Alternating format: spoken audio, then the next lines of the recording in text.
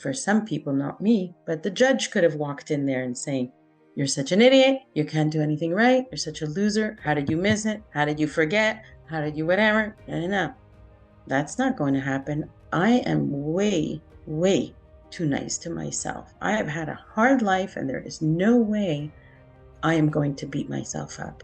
Like zero chance that I will allow the calculator, which might have gotten info from who knows what prompts, from what, history, to do that to me, given how much I love myself deeply, how much I've been through, and there's no way I will allow that in my world whatsoever. So there's no way I would beat myself up about it. I'm tired of suffering, basically, and how I will no longer participate in my own suffering. So that's a very big one to realize, that you aren't participating in your own suffering.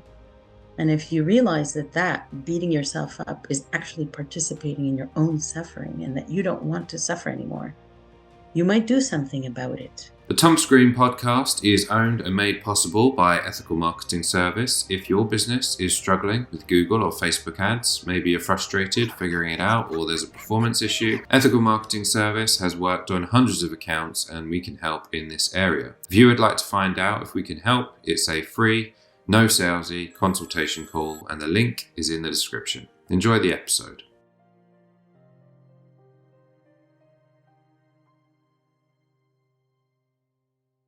Thomas Green here with Ethical Marketing Service. On the episode today, we have Sandy Stream. Sandy, welcome.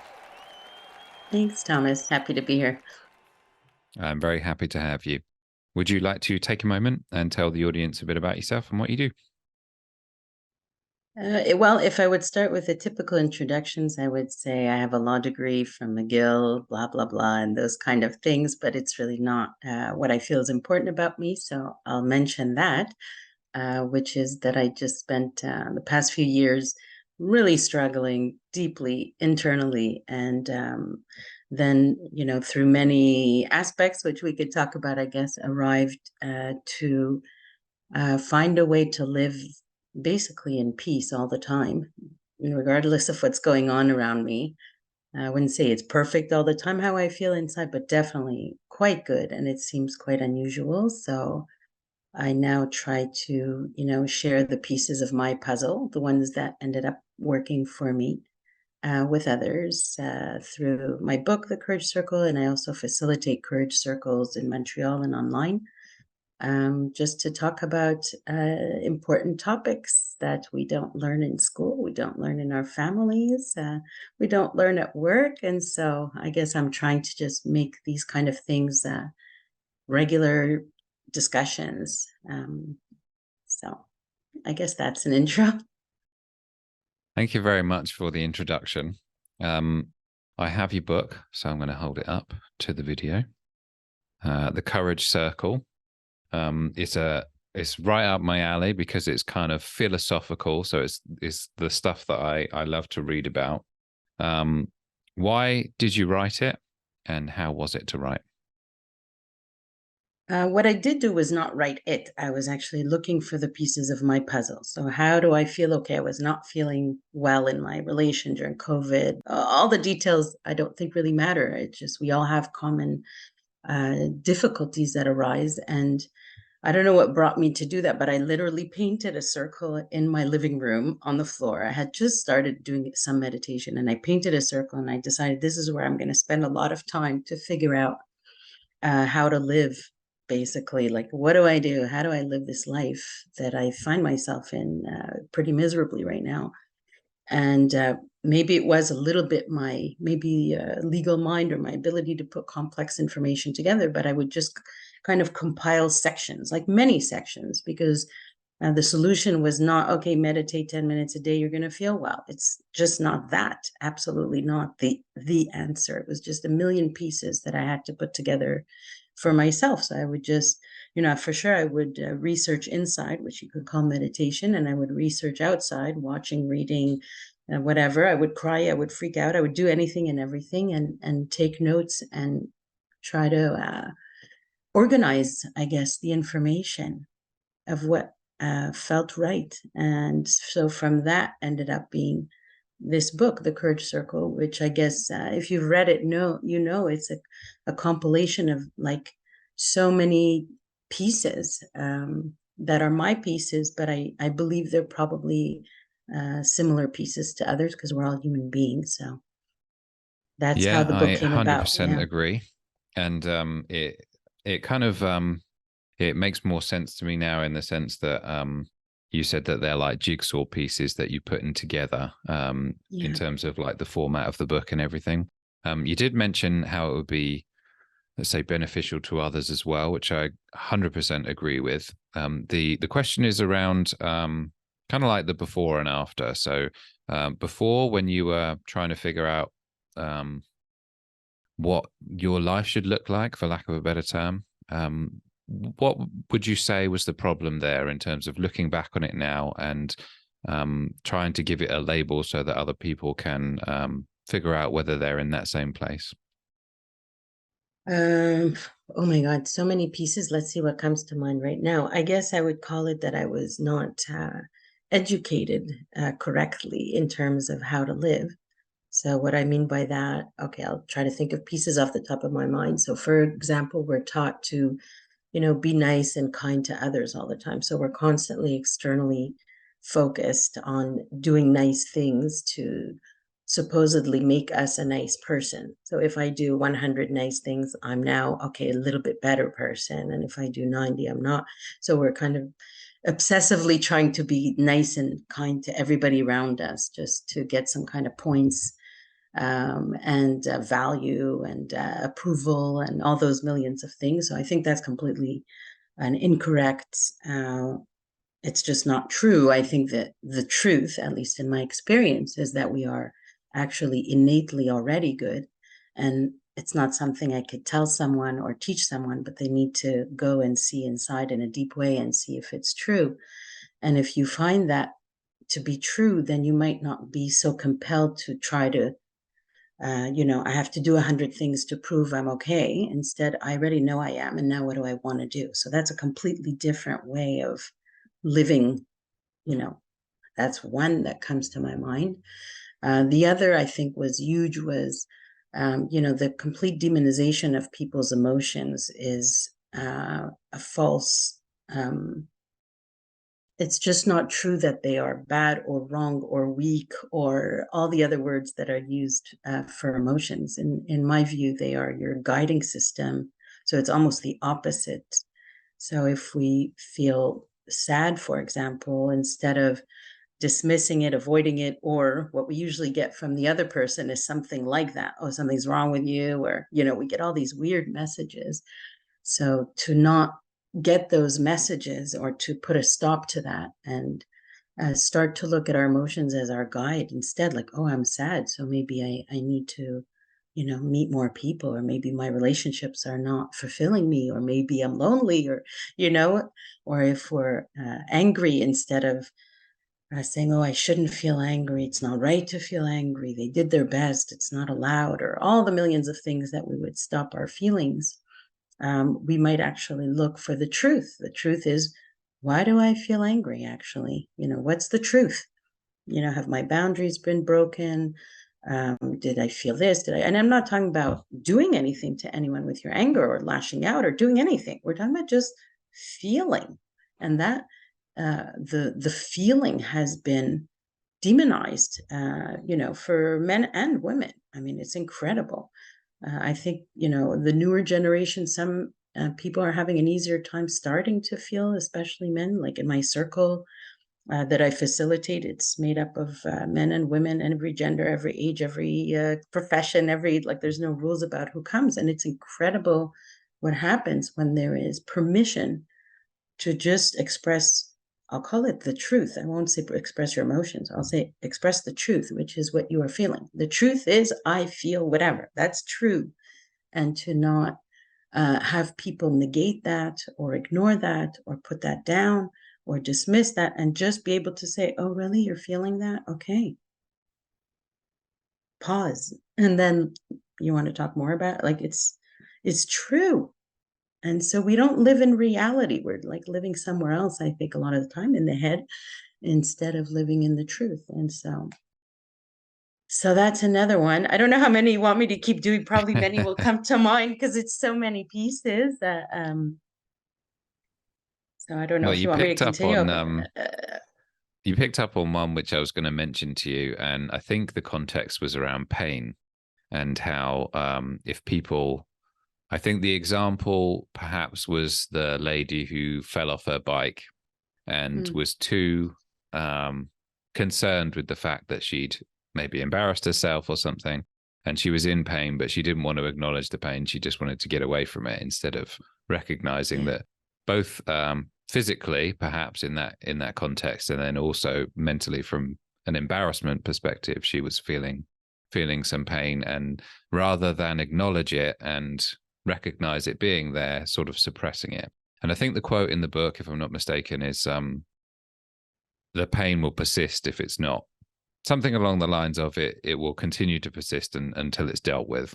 So was that kind of where you were going with that as well?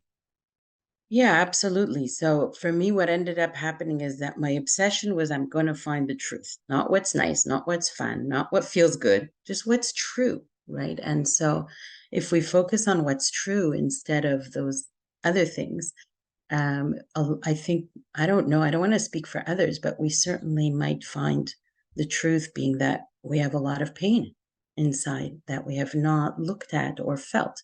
And it's scary to go there because sometimes it's pretty deep stuff and very painful. And we might, be afraid to feel it, or we don't have support for it and whatever. But what I have found is if we go towards it, because it's there anyways, fine. You can go drinking with your buddies, you can go do whatever, but it's still there.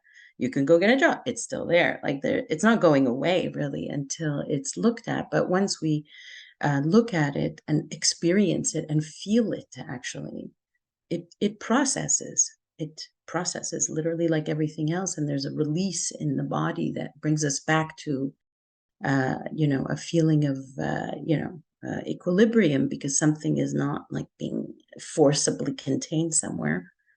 And so going towards pain is something I'd recommend. Maybe you need support for it, maybe whatever, but to process what's actually there. And my feeling, I can't speak for others again, is that one of our deepest pains, uh, in not just mine, but in general, is that we don't get loved unconditionally. We might use those words, we might think, yes, our parents love us or whatever, but it doesn't seem to me that it's unconditional. So, what does that mean?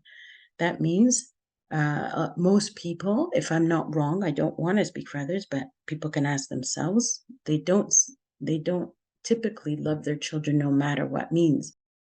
I love you even if your grades are not okay. I love you even if you don't do the career I think you should do.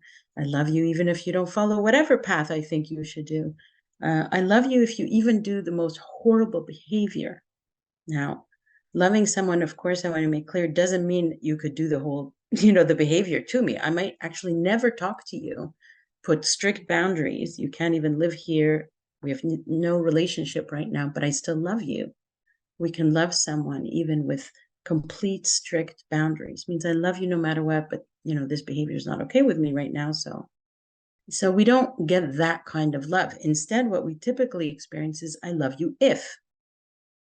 I love you because you behaved so well. I love you because you got good grades. I love you because you performed so well in this, you achieved this, whatever. So then we now, start to live our life thinking that, we need to do all these things to have love, or to be, have some kind of points to be good enough, or, we're entering into that whole point system, as I like to call it, meaning I need to try to accumulate points in my life. If I get a career, I get this many points. If I do these behaviors, I'm get point, to try to get some kind of points.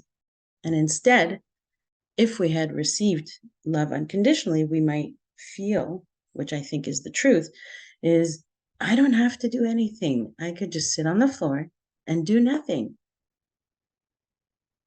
And I'm fine internally. There's nothing wrong with my inside because I'm not running around doing anything. Now, it doesn't mean I won't do anything. It just means I'm not going to do anything for the points. I might actually end up doing a ton, but not for those points. There's nothing to do for the points. So that's a really hard one that we're taught. And in my view, if we do enter deeply within with through meditation or whatever, or journal or crying or therapist, whatever works for different people, and realize that we can actually feel this unconditional love for ourselves, not from someone else, but for ourselves, that just, leads to that truth about what is true about each person. So I think it's unrealistic in our world to think you're going to find, whether it's partner, parent, child, or whatever, who's going to love you unconditionally. I think it's unrealistic right now, because it wouldn't be possible to love someone unconditionally if you don't love yourself unconditionally. Like, how is it possible? Yeah, I love you, Thomas, unconditionally, but myself, I kind of don't. Right? And how many people walk around our world loving themselves unconditionally, no matter what, no matter any mistakes, no matter any behaviors, mess up, like no matter what you're going through, it's a rare thing. So we're not taught these things. So how would we know? We get no feedback from it, as far as I see. Yeah. It reminds me of an example. I can't quite remember who it was. I think it was like a documentary of a hyperachiever or something like that. And his mum passed away. And he essentially had the thought or said the words that, well, why am I doing this then? Because everything he was doing was geared around essentially getting the parents' approval. And then just Yeah. wondered, now that that person is gone, then, what do I do now Oh. type thing. Which is and to go like a whole lifetime and not really put those two together is kind of sad. But Yeah. I am interested in, you said, correct me if I'm wrong, I think you said that you're a bit more at peace now. I'm interested to know what your life looks like on a practical level now that you've sort of done that hard work of going through these thoughts and doing that inner work. How's things changed for you?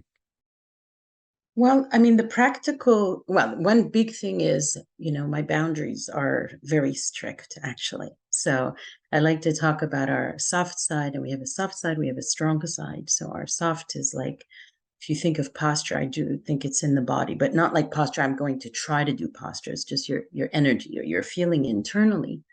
That we have a soft side, which is our kindness, mostly starting with kindness to the self, not to others. That would come naturally afterwards. And then we have our strong side, which is like your spine. So you're kind of balanced, your front and your back. Some people call this masculine, feminine energy. It doesn't matter. It's not about genders whatsoever. So what's definitely changed, one big thing, but many have changed, is that I'm able to set boundaries on behaviors that I don't find okay for me, right? Boundaries could change. They're all different for different people. So I don't hesitate to do that. And I risk almost anything and everything to ensure those, because for me, they are my body's clear indication of what I need to do. And so I do it. And it's a very, very difficult thing for most people to do. It takes courage, because sometimes relationship might, other people might not be happy about it, or they might get angry, or relationships will shift, break, or redirect themselves. Like, a lot of things can happen. So that's a really tough one. But for me, I don't hesitate. So they're fast, right? I don't spend 10 years thinking about them anymore, or trying to fix other people or whatever. I just do what I have to do. So that's huge. I'm able to validate my own feelings. So I don't actually spend a ton of energy, which I used to spend a ton of energy trying to seek the most basic validation of my feelings, which I don't think occurs very well in general. I don't feel the need to get approval from anybody, because I already feel it internally. So nothing in my life will be done for that purpose. So you can imagine it looks very different if we don't have those things happening.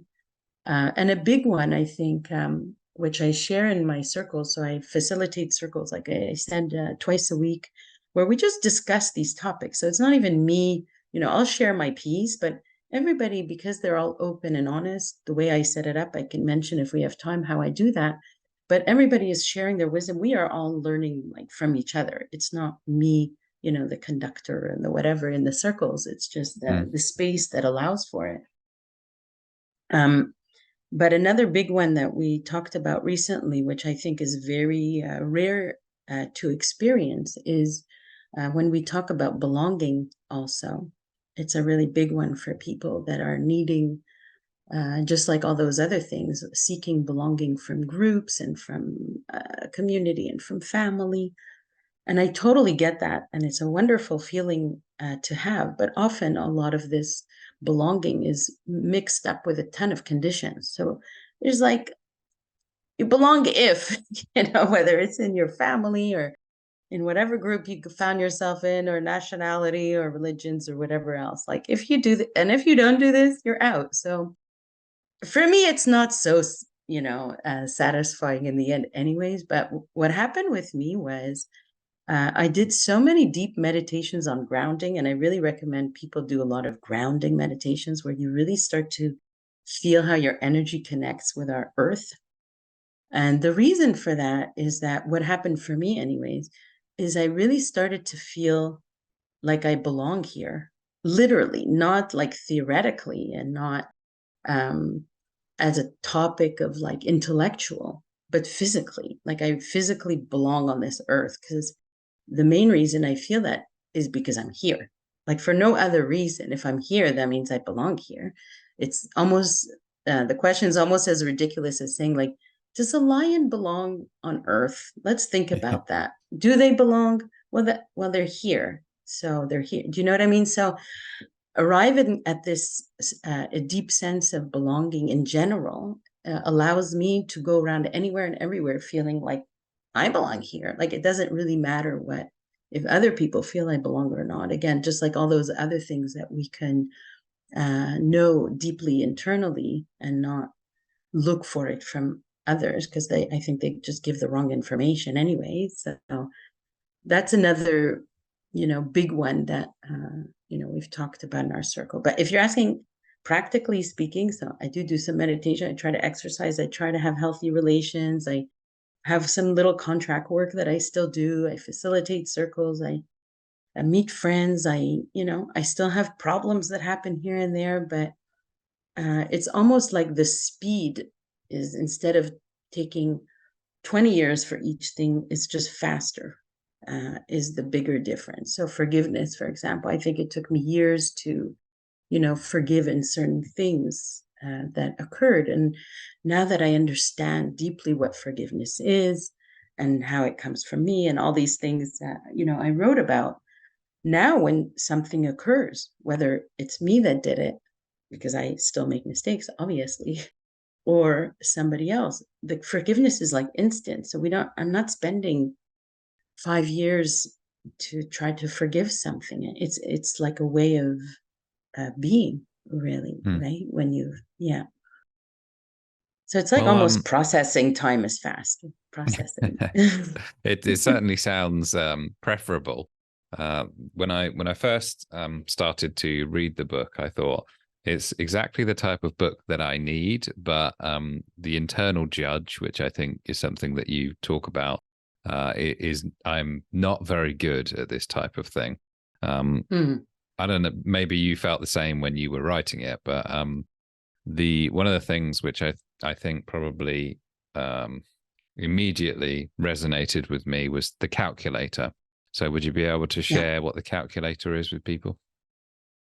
Uh, yeah, the way I don't know, I perceive this whole thing is that we can imagine we have our head and we have our body. And so the head, you could see it as a calculator, or why not? We'll call it Chat GPT, right?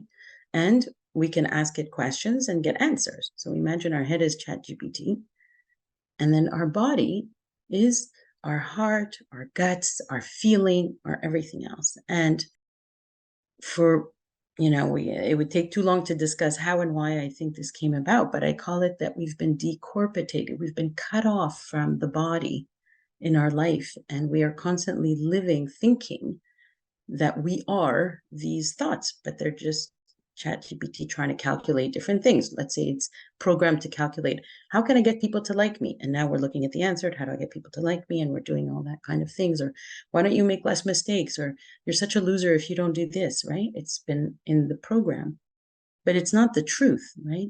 Because the chat GPT, you can only get answers from the, the prompts that have been put in, and prompts are there, right?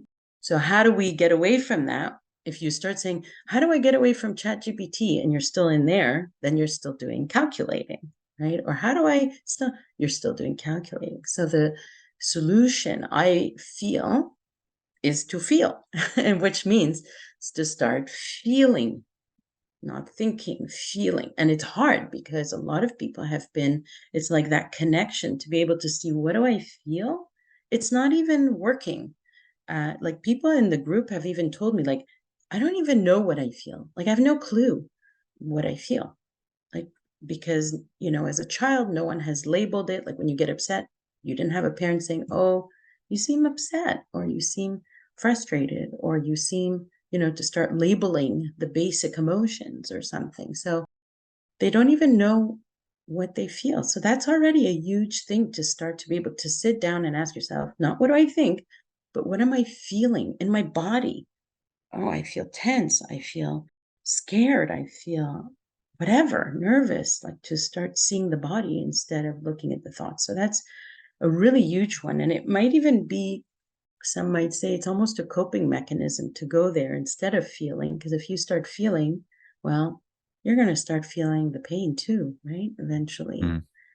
So going on that road of feeling will get you there. So that's Yeah, explanation of the calculator. What do you, so when you're saying you're having, you're dealing still with that judge part, do you want to share what you mean by that? So more or? it reminds me of there's a phrase, I can't quite remember who said it, but it's human beings are walking calculations. So as they go through life, they take actions, they get feedback, and based on the feedback, that's how they act. So Yeah, rather than doing what they want to do, they yeah, are essentially kind of like actors. I'm acting the way that's expected of me in this particular environment. yeah, And yeah, I'm guilty of it. Definitely. If I were to use that term, maybe not yeah, quite so harsh if I was being kind to yeah, myself, but right. I guess that's what I would have to answer that question. Yeah, and it's understandable, right? Because it hurts to have people, how many times in your life, if, for example, you say, I really feel like trying to play music or something. How many people would be like, oh, really? That's cool. That's a Like, really when good did you get that? that's a good prompt for me because in your Okay. book, Yeah. you talk about singing. Singing is the Hmm. example, Yeah. and if you will allow me to quote, Yes. the it's stop trying to sound good, stop trying to improve, stop trying to impress anyone, stop comparing your voice to others, and stop faking your voice. And I can safely say that although I have not sung a lot, don't get me wrong, I'm not like a professional singer or something. I don't think I've sung in a way where I have met that criteria. And it's an example Okay. of what we just talked about. But so you do sing, you're saying, in front of others or by Not yourself? really, but Okay, by throughout my yourself, but entire it was life, always in your whole it's life. Yeah. always got these constraints on that, you're trying Yeah. to be Yeah. in a way that's acceptable. Right. So that could be a beautiful experiment for you, right? To try to sing naturally. And it's a huge thing, even in terms of the body. Like for me, also, I find it's very important. Like the body knows what to do. We just have to like let it. We don't need to do anything. We have to kind of stop controlling. You just stop controlling. It's natural, right? You stop like putting grips everywhere. And so even in body movements, people will have a hard time kind of just move, like put music and just move without a rule, without like that same, list that you said. Can you just move the body, same as share your voice or do anything? It's an amazing experiment for you if you'd like to try to see how it feels to just sing. Well, I will not do it right now because Yeah, it might end okay. up in the outtakes. Well, But that who knows what's on your path of that because, that's part of starting to feel, right? if you hear music and you sing, you're feeling.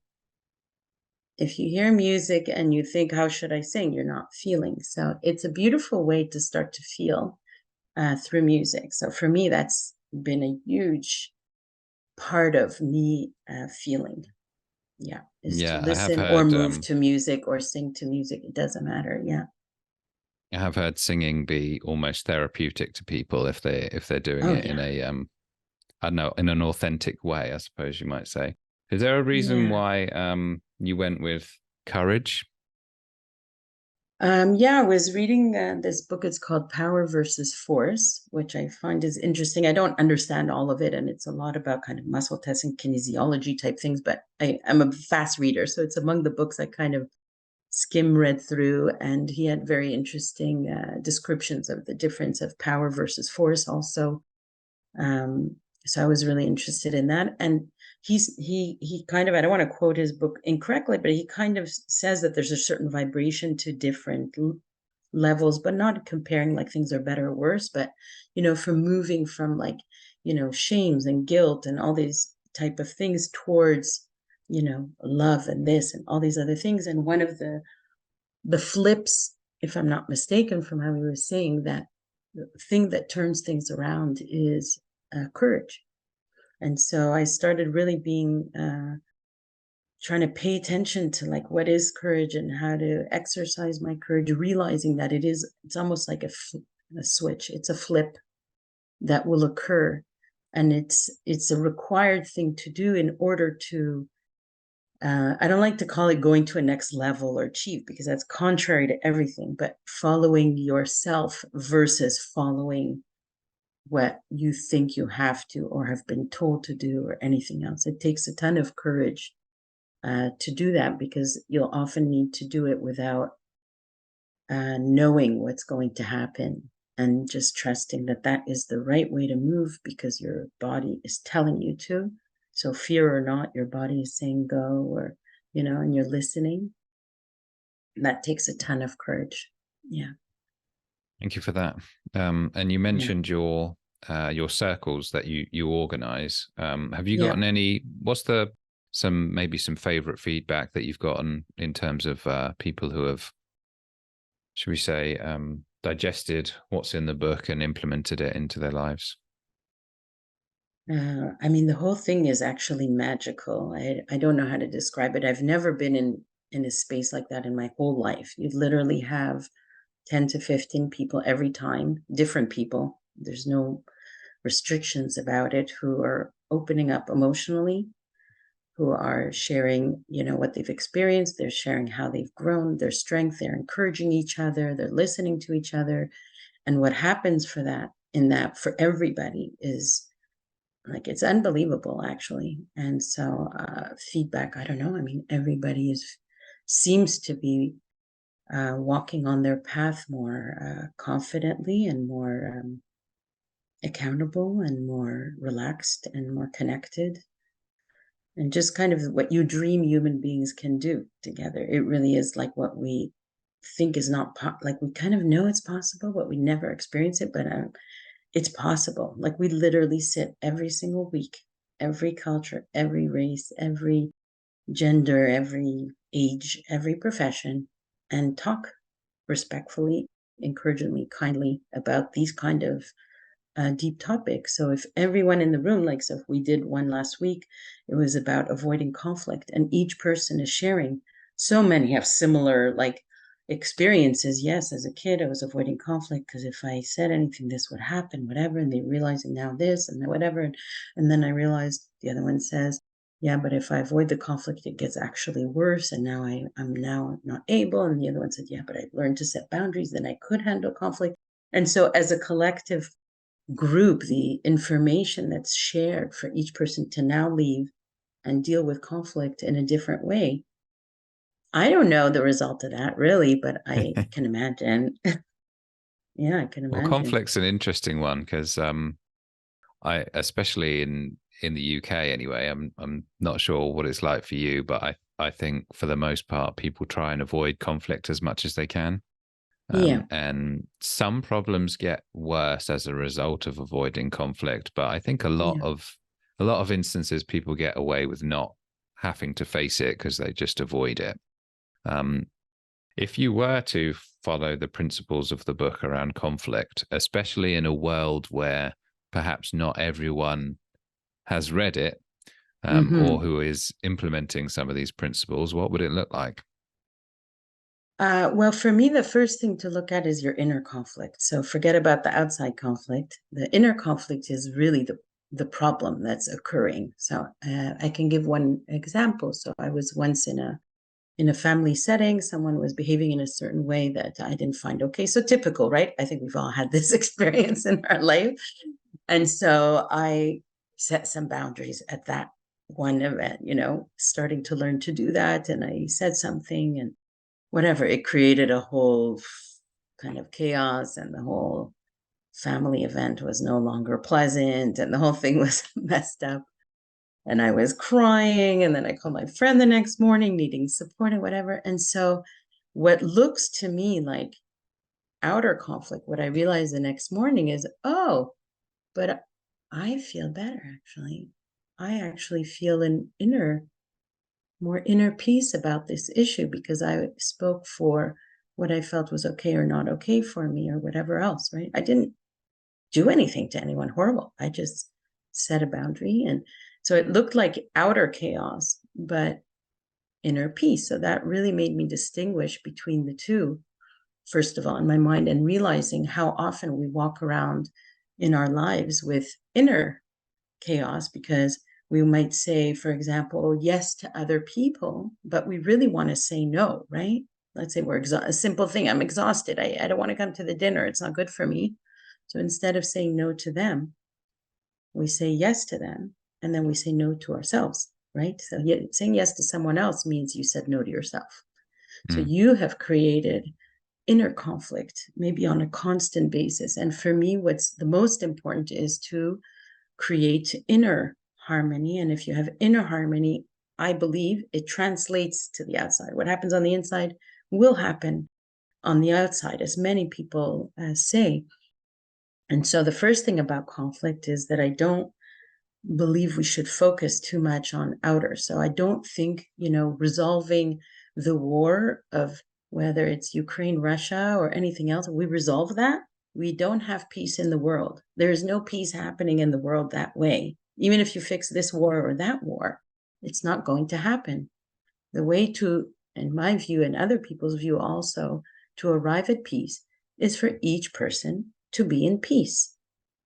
And how do we get there? Well, doing this kind of stuff and talking about it and sharing it with others, and each person setting healthy boundaries and, against certain behaviors that are around them and their little world and whatever else. I think that's the way, and other people say that's the way to go about it. So now, if you're asking, like, how do I deal now with, it's not really outer conflict, but let's say something happens with another person that's not okay with me. Now I have to express this, ideally in a good way and whatever, and I have to try to listen, and I have to also set boundaries if the behaviors are not okay. But that's all for my inner peace, right? I'm not really concerned with, I liked the relationships to work, but that's not all in my control. Like, I can't control if a relationship works or not, because I can do my part, but sometimes other people are not ready and they don't want. And that took me years of wasted time. I don't waste my time on that also anymore. Okay, here, look, if you just do this, check out this, I think you have this, talk to a therapist about that, or and you can spend endless amount of time trying to, what you think is helping another person see the light. But for me, how I see it now is actually you're trying to control their life. They don't want to see this. They're not ready to do this. They're not willing. It's not your problem.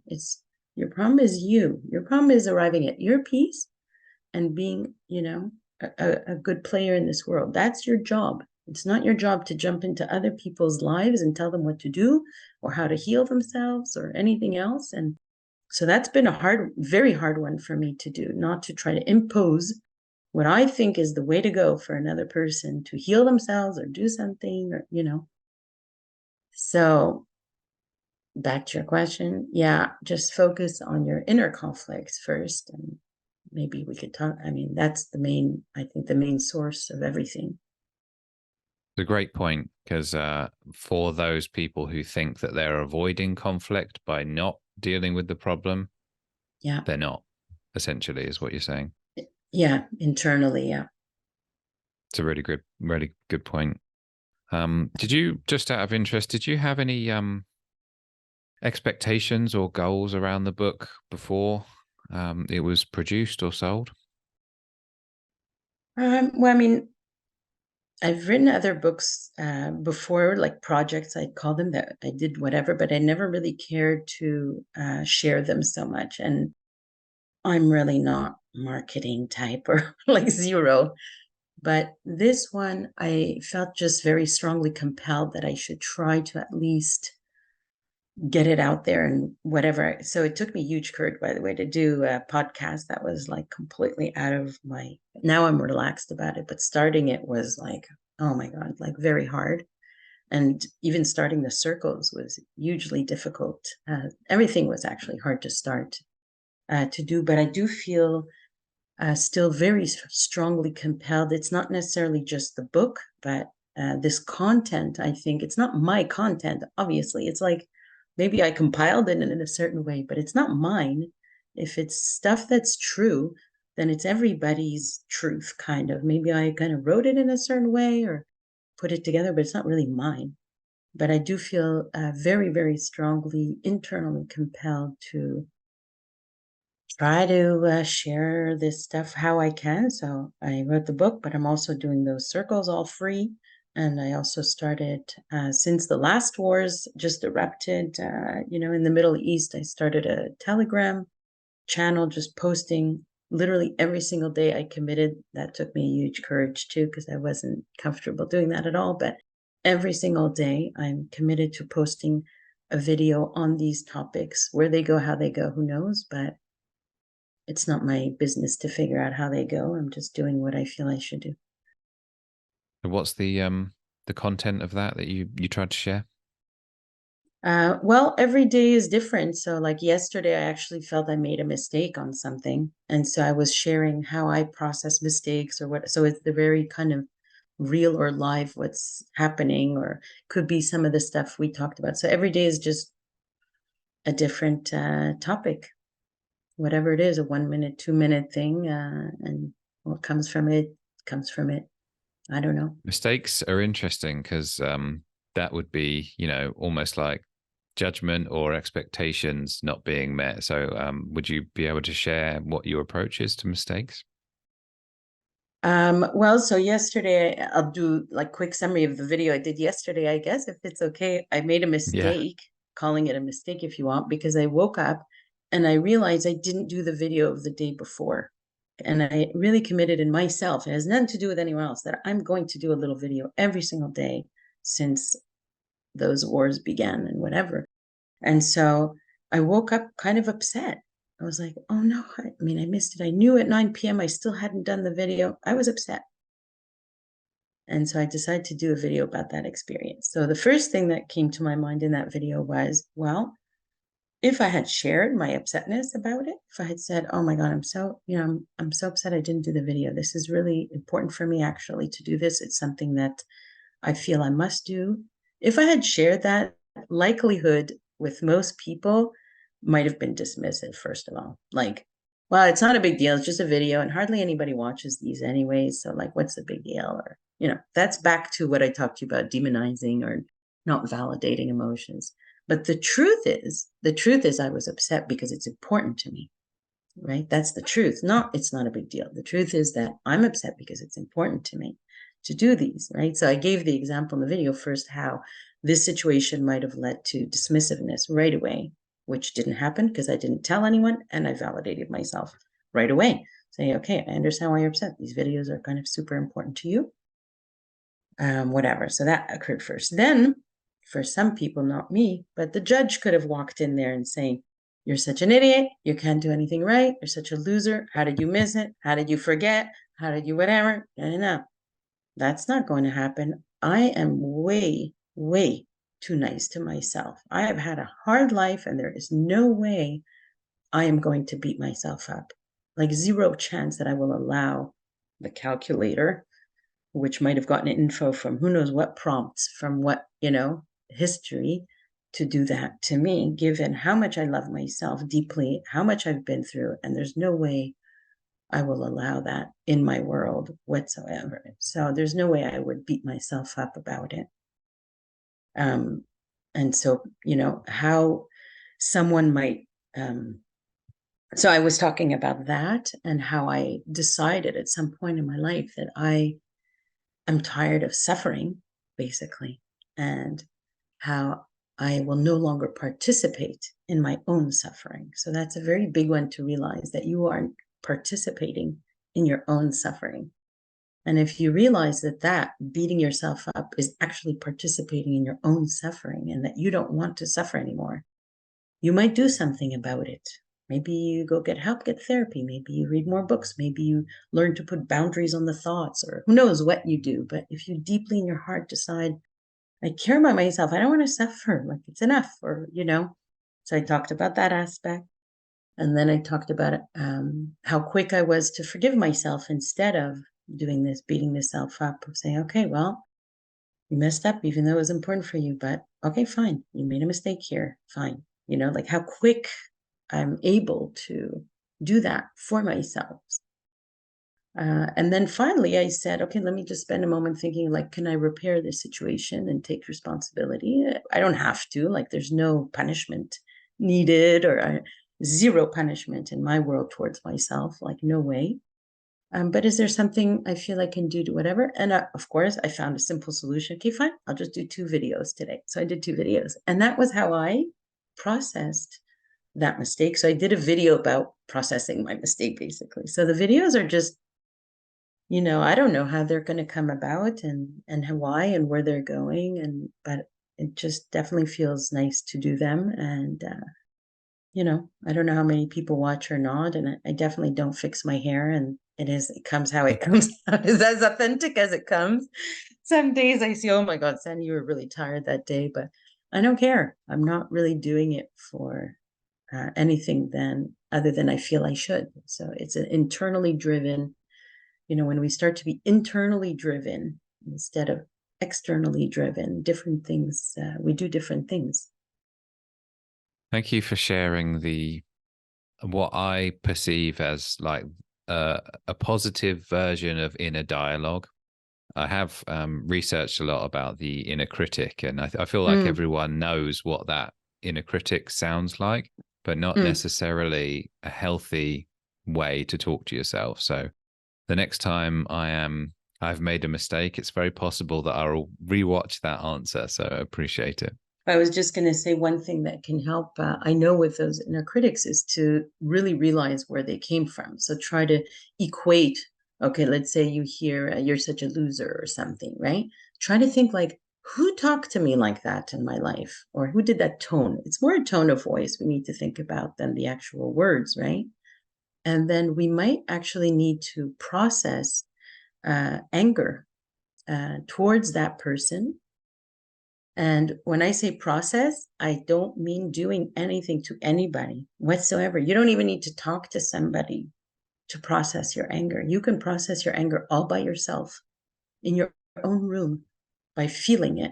You can draw a picture of the experience, you can whatever, and allow yourself to feel anger, which is something that people often repress because they think anger is aggression, and it's not.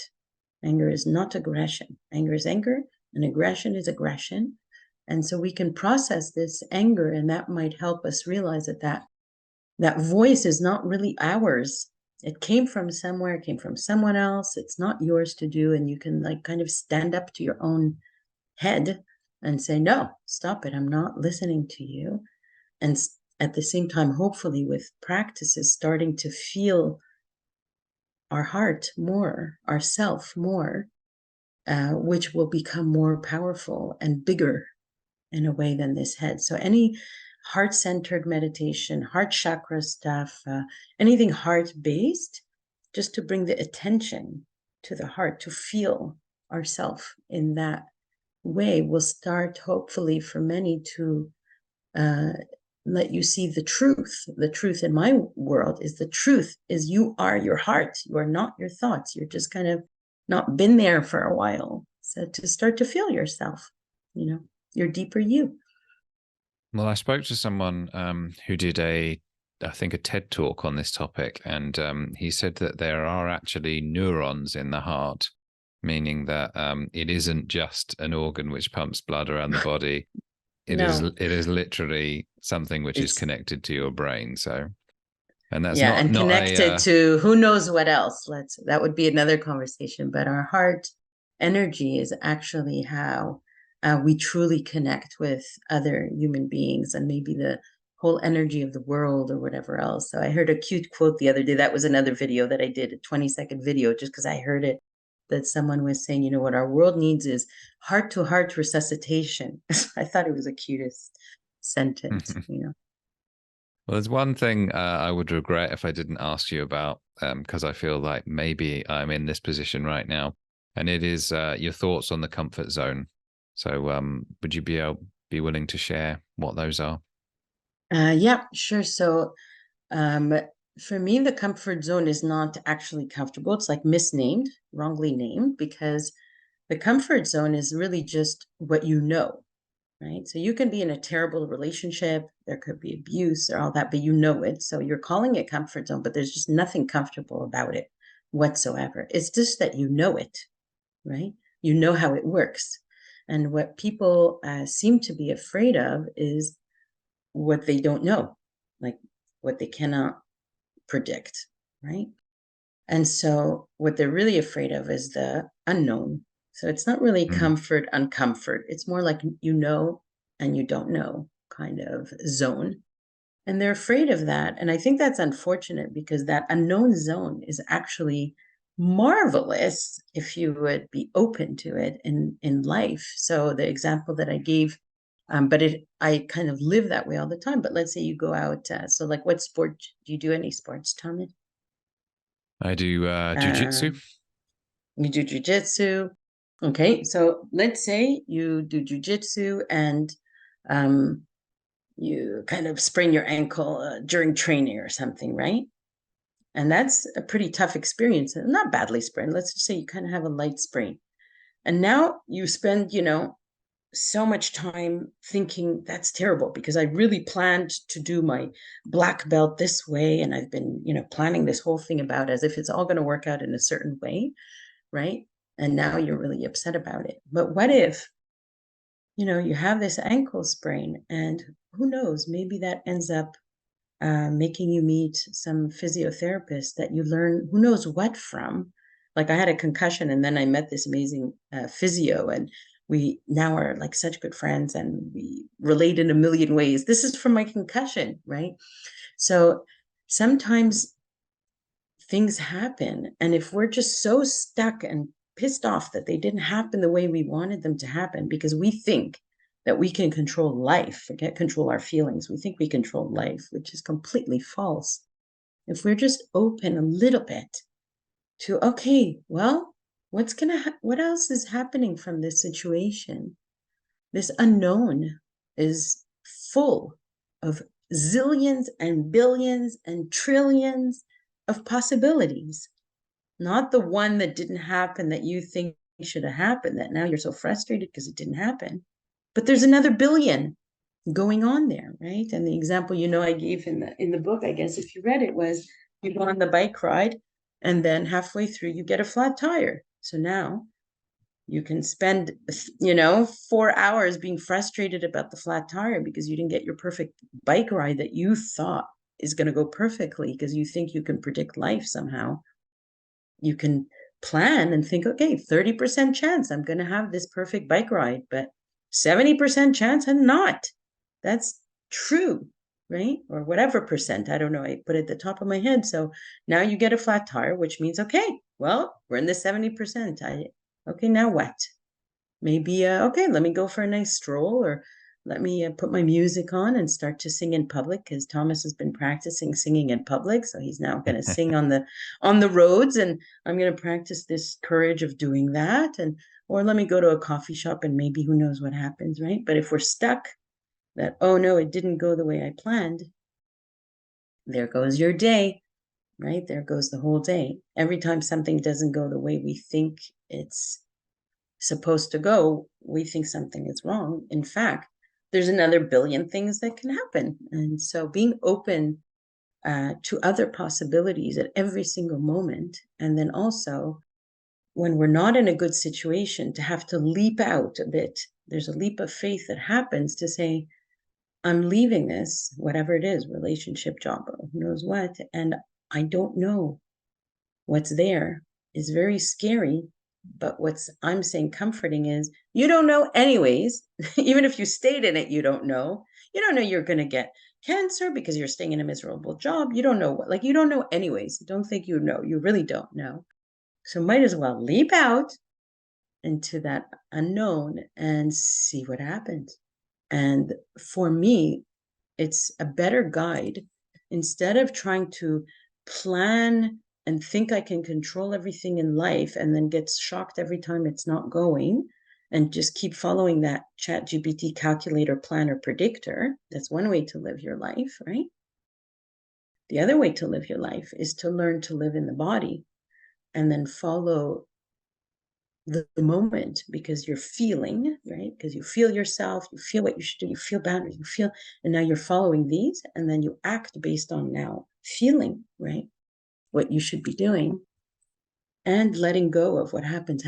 So I felt, okay, I'm going to do this podcast with you. We do it, and what happens. We don't know who's listening, who's going to do what from it, who's going to like whatever, right? We don't know. We don't know what's going to come from. I don't even know what you're going to say in 3 seconds. Well, I was going to highlight a point that you made, which I found particularly beneficial, and that is the labeling of the comfort zone as the known and the unknown, and also the point you made about the fact that the comfort zone, although it sounds as though it's comfortable, actually people want to get out of it because it's not comfortable. So it's actually poorly labeled, as you said, and I never thought about that. So I just thought I'd mention that. Yeah, it's just scary, and the courage is needed to, it's the courage has to go with the scared feeling. Is there anything I should have asked you about today? No, you ask whatever you feel to ask. No. All right. Well, for people who are interested in buying the book or following you, where do they go? Well, I have but I have a website called The Courage Circle, and that's where I put the links for the meetings, the link for the book, and now the link for this new Telegram, which I'm posting every single day. That's my only social media, really. So. All right. Well, I know that you're not invested in other people's opinions or thoughts or anything in that way, but I think you should be very proud of what you've created, because you produced something great. And thanks, Sandy. Thomas. No, I do appreciate positive things, though. Don't think, even though I don't need it to make my day okay, I totally appreciate, kindness or encouragement or support. Like, I need that. I'm a human being. So I totally appreciate what you said. I thank you. Actually, it means a lot to me. Yeah, that's good. Congratulations. And Sandy, thanks for being a great guest today. Thank you, Thomas, for being you.